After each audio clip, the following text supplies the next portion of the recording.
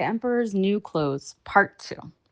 The whole city was talking of the splendid cloth which the Emperor had ordered to be woven at his own expense, and now the Emperor himself wished to see the costly manufacture while it was still in the loom.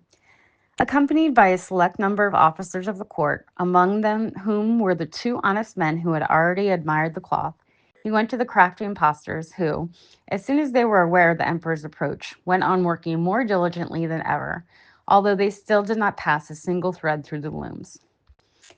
Is not the work absolutely magnificent? Said the two officers of the crown already mentioned. If your majesty will only be pleased to look at it.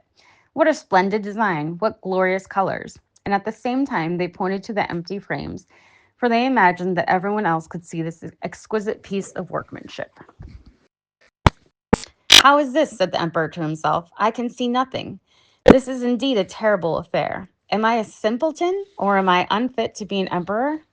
That would be the worst thing that could happen. Oh, the cloth is charming, he said out loud. It has my absolute appropriation. And he smiled most graciously and looked closely at the empty looms, for on no account would he say that he could not see what two of the officers of his court had praised so much. All his retinue now strained his eyes, hoping to discover something on the looms, but they could see no more than the others. Nevertheless, they all exclaimed, "Oh, how beautiful!" and advised His Majesty to have some new clothes made from this splendid material for the approaching procession. Magnificent, charming, excellent resounded on all sides, and everyone was uncommonly gay. The emperor shared in the general satisfaction and presented the impostors with the riband of an order of knighthood, to be worn in their buttonholes, and the title of gentlemen weavers. The rogues set up the whole of the night before the day on which the procession was to take place, and had 16 lights burning, so that everyone might see how anxious they were to finish the emperor's new suit. They pretended to roll the cloth off the looms, cut the air with their scissors, and sewed with needles without any thread in them. See, cried they at last, the emperor's new clothes are ready. And now the emperor, with all the grandees of his court, came to the weavers, and the rogues raised their arms as if in the act of holding something up, saying, "Here are your majesty's trousers. Here's the scarf. Here's the mantle." The whole suit is as light as a cobweb. One might fancy one has nothing at all on when dressed in it. That, however, is the great virtue of this delicate cloth. Yes, indeed, said all the courtiers, although not one of them could see anything of this exquisite manufacture.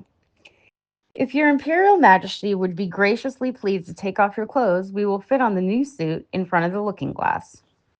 The emperor was accordingly undressed, and the rogues pretended to array him in his new suit, the emperor turning round from side to side before the looking glass. How splendid his majesty looks in his new clothes, and how well they fit, everyone cried out. What a design! What colors! These are indeed royal robes. The canopy which is to be borne over your majesty in the procession is waiting, announced the chief master of the ceremonies. I am quite ready, answered the emperor. Do my new clothes fit well? Asked he, turning himself round again before the looking glass, in order that he might appear to be examining his handsome suit. The lords of the bedchamber, who were to carry his majesty's train, felt about on the ground, as if they were lifting up the ends of the mantle, and pretended to be carrying something, for they would by no means betray anything like simplicity or unfitness for their office.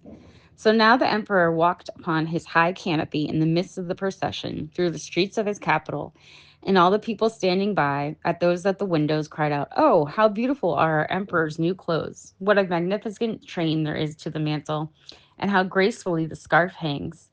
In short, no one would allow what he could not see, those much admired clothes, because in doing so, he would have declared himself either a simpleton or unfit for his office. Certainly, none of the emperor's various suits had ever made so great an impression as these invisible ones. But the emperor has nothing on at all, said a little child. Listen to the voice of innocence, exclaimed his father, and what the child had said was whispered from one to another. But he has nothing at all on, at last cried out all the people. The emperor was vexed, for he knew that the people were right, but he thought the procession must now go on.